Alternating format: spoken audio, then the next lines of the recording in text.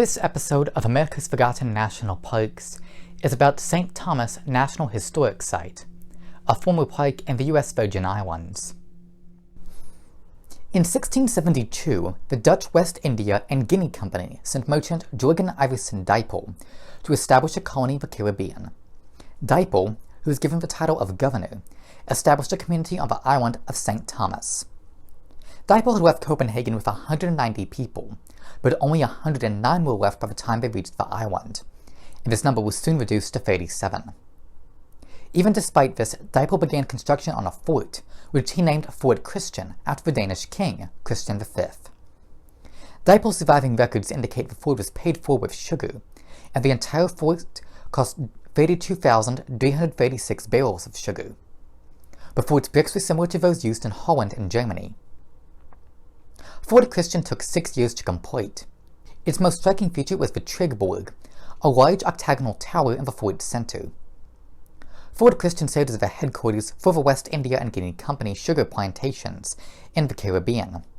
The French unsuccessfully attacked in 1678, and Dijppel left the island 2 years later. The town that grew around the fort was named Charlotte Amalie. The fort defended the town until the 1870s, when the fort was demilitarized, but it had already been obsolete for 50 years. The fort became a prison, and the Trigborg was demolished along with the north wall. The north wall was replaced with a large 3-story tower, which is the main focal point of the fort today. Denmark still had control over what is now the U.S. Virgin Islands at the start of World War I.